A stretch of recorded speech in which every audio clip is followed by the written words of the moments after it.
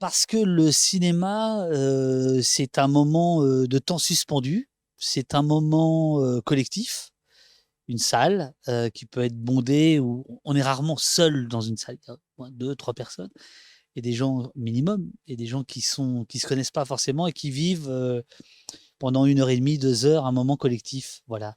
Et donc, comme c'est un film sur, la rue, sur la prise de la rue, sur la riposte de l'État, sur, la le collectif, la collectivité, ça me semblait important que ce soit au cinéma et non pas à la télévision où les choses passent et puis trépassent, quoi.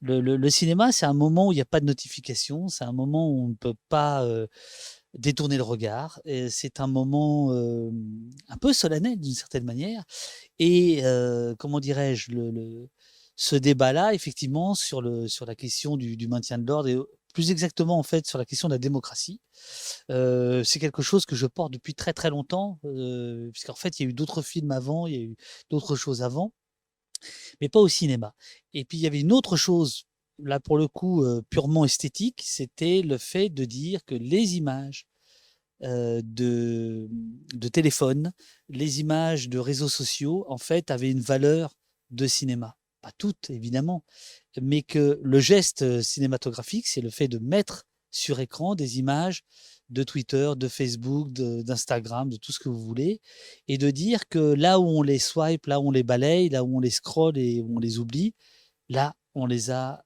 en immense, en énorme parce qu'elles ont valeur, d'histoire. En fait, certaines images ont valeur d'histoire, de mon point de vue et ça, c'est du cinéma.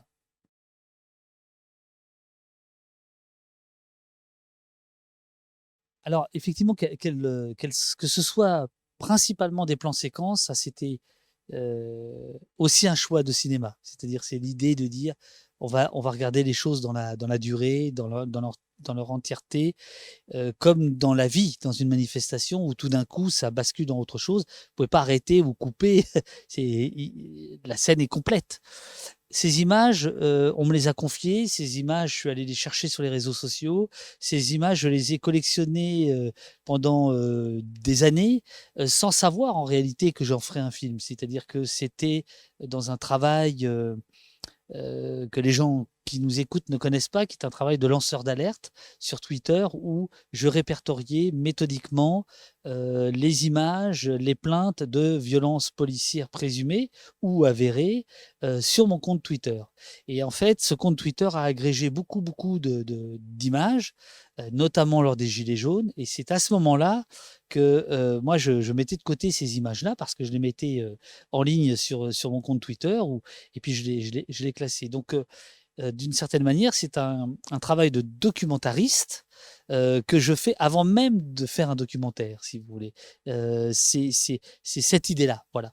Donc ce sont des images, pour la plupart, de amateurs, pas toutes. Il y a des images de gens dont on pourrait dire que ce sont des semi-professionnels, d'autres des professionnels et notre grande fierté, c'est qu'on a retrouvé 95 des auteurs. C'est pour ça qu'à la fin, le générique est aussi complet, c'est-à-dire qu'il y a le nom des auteurs, le lieu, la date où ça a été, tourné et on a rémunéré chacune de ces images. C'est-à-dire qu'on se sert pas comme ça, on il y a un profond respect pour ce travail parce que c'en est un, qu'il soit professionnel ou non, c'est un travail de tous ces gens-là qui sont des témoins et donc ce sont des images qui, de mon point de vue, nous ramène presque à la grande idée du cinéma brut ou du cinéma direct, si vous voulez. D'une certaine manière, c'est ça et c'est assez étonnant d'ailleurs que le documentaire s'empare si peu, se soit si peu emparé de ces images-là qui sont quand même, absolument extraordinaires. C'est un gisement, les réseaux sociaux de ce point de vue-là.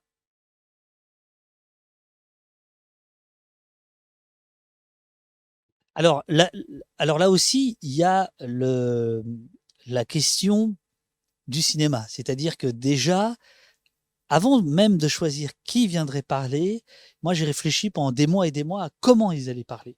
Puisque l'idée, c'était d'être en rupture avec notamment l'écriture télévisuelle ou l'écriture classique, des talkinettes, des interviews, un peu ce qu'on est en train de faire là parce que c'est le bon exemple. Enfin je veux dire, c'est voilà, ça, on le fait bien, mais ça ferait pas un film. Enfin, de mon point de vue, ça ferait pas un film.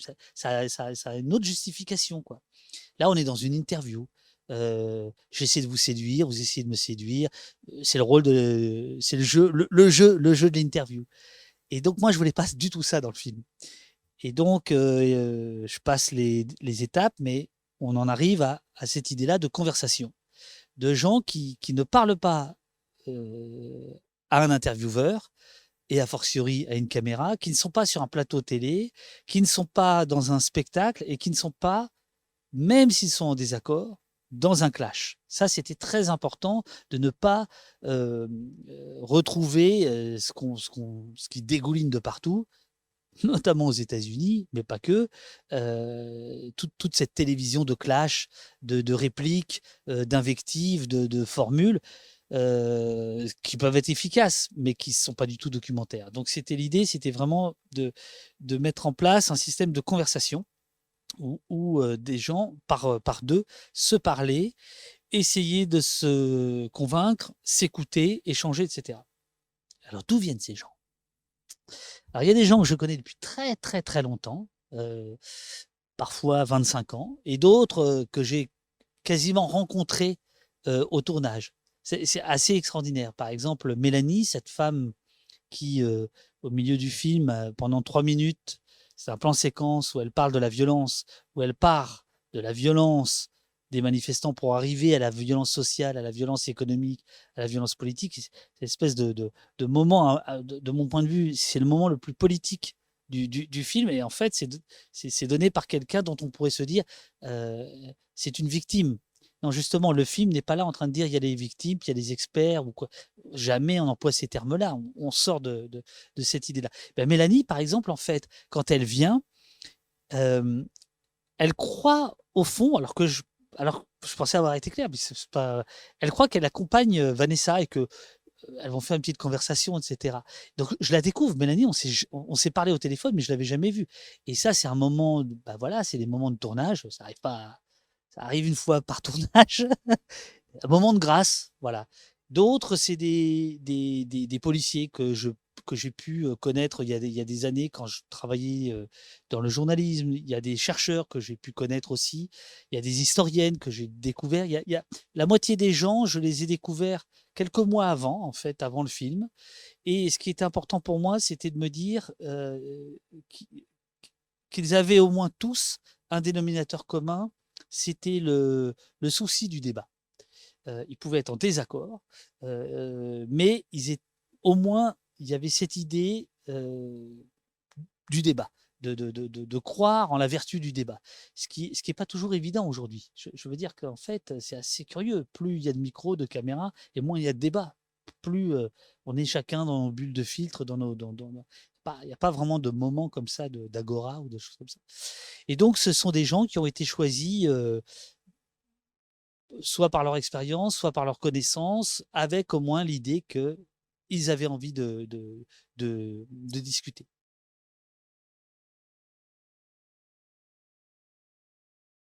C'est l'idée de jouer avec nos a priori. On a tous des a priori, on a tous des idées préconçues. C'est-à-dire que si on vous dit une telle historienne, un tel policier, une telle sociologue, un tel... Avant même que les gens parlent, on a une idée de ce qu'ils vont dire. Ou pire encore, on sait qu'on va être d'accord. Je vais être d'accord avec l'avocat. Voilà. Parce que j'aime les causes perdues, donc je serai d'accord avec l'avocat quoi qu'il dise. Je serai d'accord avec le policier parce que, voilà, je suis dans l'ordre.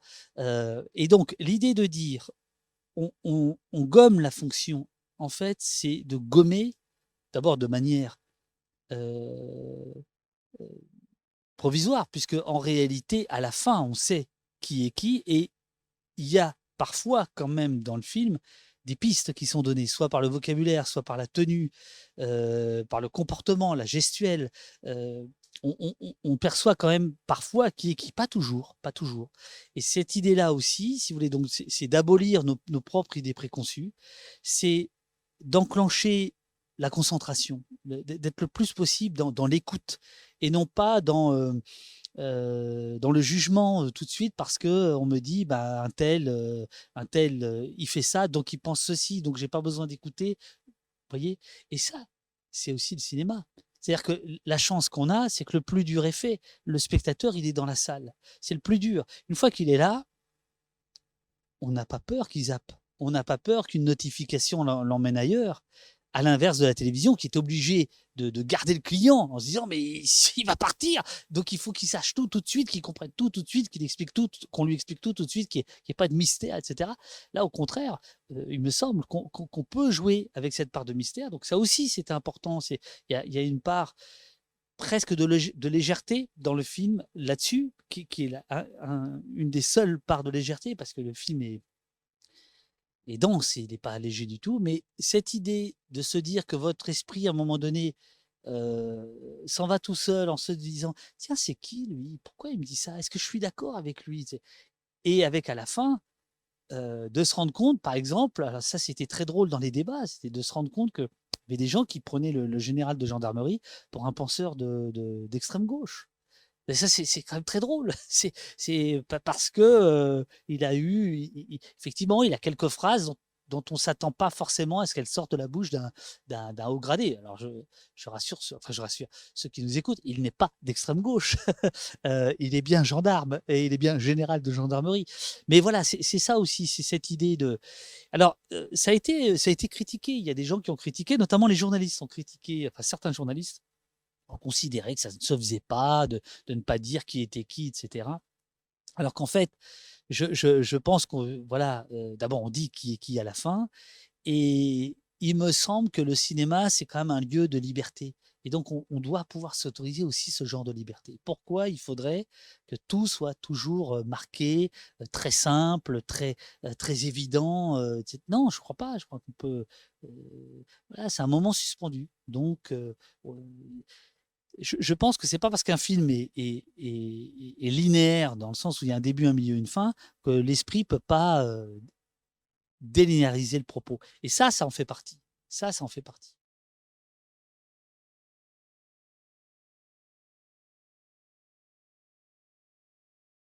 Parce que cette phrase a l'avantage qui est quand même une fulgurance d'une certaine manière, a l'avantage en quelques mots de manier, heu, tous les concepts qui se posent au maintien de l'ordre. C'est-à-dire, hem, l'État revendique donc qu'est-ce que c'est que le monopole? Qu'est-ce que c'est que la violence physique légitime? Qu'est-ce que c'est que l'État? Et pour moi, le mot le plus important, c'est la revendication, hein. Donc, l'État revendique avec succès pour son propre compte le monopole de la violence physique légitime. Il y a cette idée de revendication. Et là, la revendication, c'est justement le débat. C'est justement la conversation. C'est justement l'idée de dire, bah, c'est pas tout à fait acquis, c'est pas dans le marbre, contrairement à ce qu'on veut nous faire croire, que la police aurait la légitimité de l'emploi de la force et qu'on n'aurait rien à dire parce qu'elle a cette légitimité. Non, en réalité, ce que Max Weber nous dit, c'est que l'État revendique cette possibilité-là. Donc ça veut dire qu'on peut contester cette revendication ou que lui-même, l'État peut mettre en place, ce qu'il ne fait pas, notamment en France, des contre-pouvoirs qui pourraient contester, qui pourraient faire en sorte que cette revendication soit toujours discutée. Et quand on démarre, ça c'est assez drôle parce que quand on démarre avec cette phrase, c'est une phrase qui est assez connue des gens qui s'intéressent à la question, mais qui n'était pas dans le grand public. Et en fait, au moment où nous on montait, etc., cette phrase montait aussi un peu dans les débats, euh, au point que le ministre de l'Intérieur, donc celui qui s'occupe de la police en France, a utilisé cette phrase et il l'a tordue d'ailleurs. Il a dit l'État détient le monopole de la violence. C'est vieux comme du Max Weber. Alors c'est terrible parce qu'en fait, comme il comprend pas bien ce qu'il dit ou qu'il se bon voilà et il le cite en disant c'est vieux comme du Max Weber. Enfin, il fait comme s'il connaissait. Bon, enfin, c'est pas bon, c'est pas bon de sa part, je trouve. Mais si vous voulez, ce qui est intéressant, c'est que cette phrase-là, donc compressée, très raccourcie, devient un enjeu. Mais pour nous, au départ, c'était en fait le préambule des conversations. C'est-à-dire que moi, mon travail a consisté d'une certaine manière uniquement à présenter une feuille pliée en quatre et au tout début en disant bonjour un tel, vous êtes ensemble, vous avez discuté ensemble, tiens, qu'est-ce que vous pensez de ça? Puis moi, après, je m'asseyais sur un fauteuil, puis j'attendais qu'ils discutent. Je regardais, et ben, avec cette phrase-là. Bon, évidemment, je faisais un peu plus que ça, mais pas tellement plus, hein. Heu, heu, heu, avec ces mots-là, ces quelques mots-là, on avait, tous les concepts, voilà. Ce qui amène le film, et ça honnêtement, je ne le pensais pas au départ, à terminer un quart d'heure sur la démocratie, en fait. C'est-à-dire que puisque ça en fait, cette phrase va bien au-delà de ce dans quoi on veut l'enfermer, si vous voulez. Voilà. Et après, il y a d'autres phrases comme la déclaration des droits de l'homme, l'article 12, comme celle d'un évêque brésilien sur les différents types de violences. Et c'est aussi, alors là, je dois le dire, une coquetterie. C'est-à-dire que moi, j'aime bien l'écrit. Voilà, j'aime bien la lecture, je trouve ça chouette. C'est pas forcément, enfin, si, ça peut être cinématographique, mais a priori, on vient pas voir un film pour voir des gens lire, quoi. Bon, mais de temps en temps, une petite lecture comme ça, c'est pas mal. Puis le bruit du papier froissé, c'est quelque chose, quoi.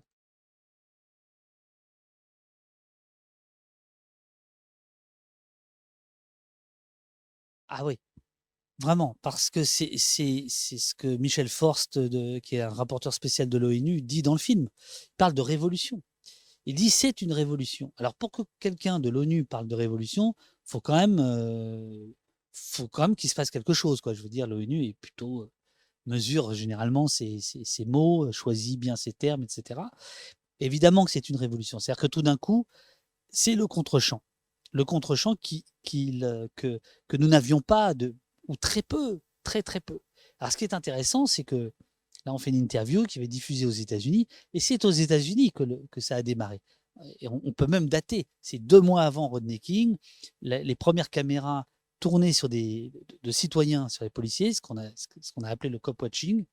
Donc c'est en Californie que ça va commencer. Rodney King 91, c'est là que ça explose. Et en fait, cette idée de cop watching, de ce que certains appellent la surveillance, c'est-à-dire une surveillance inversée, etc. Évidemment, c'est devenu puissance 100 000 avec les téléphones qui filment et surtout la diffusion. Parce qu'en fait, c'est pas tant l'idée de filmer qui est révolutionnaire, c'est l'idée de pouvoir montrer, y compris en direct, qui a modifié la donne. D'une certaine manière, aux États-Unis, George Floyd, c'est ça. Alors, la grande différence, c'est qu'on voit que pendant plus de 9 minutes, le policier ne demande pas à ce qu'on arrête la caméra. C'est-à-dire que là, il y a quelque chose qui est tout à fait différent avec notamment l'Europe et notamment la France. Puisque aujourd'hui en France, il y a précisément un débat sur l'idée de pouvoir ou non diffuser des images de policiers. C'est-à-dire qu'en France, il y a une loi qui est en train d'être discutée. Si elle passe, ce film-là n'existe plus. En tout cas, n'aurait pas pu exister. Donc on voit bien qu'il y a un enjeu qui dépasse tous les autres, qui est celui de ce que moi j'appelle le contre-récit ou le contre-champ, si on veut rester dans le cinéma. Donc effectivement, pour moi, ça c'était extrêmement important, et c'était aussi pour ça qu'il fallait faire un film.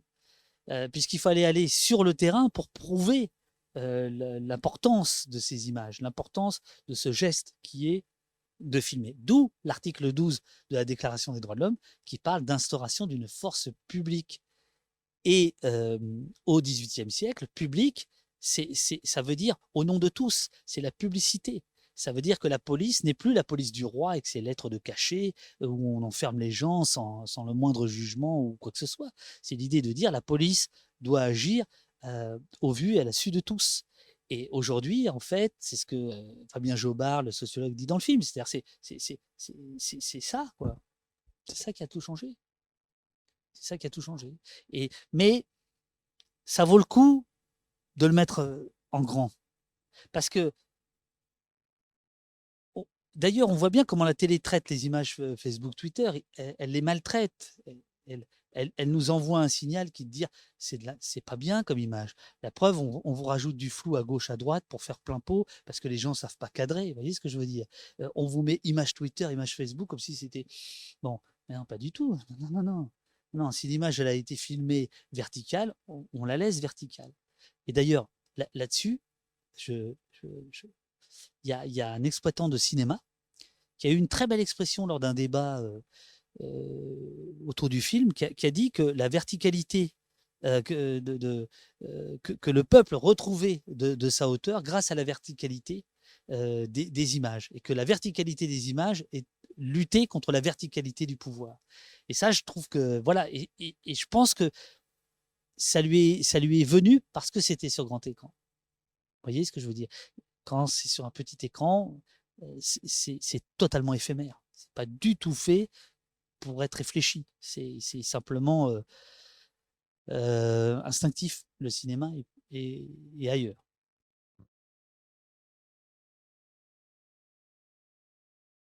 Alors alors, ça, c'est le titre français et donc, effectivement, on est en banlieue parisienne, dans une ville, dont un quartier est particulièrement dur, difficile, difficile d'y vivre, je veux dire, avec un chômage, et cetera. C'est Mantes-la-Jolie. C'est assez loin de Paris, mais c'est quand même la banlieue parisienne.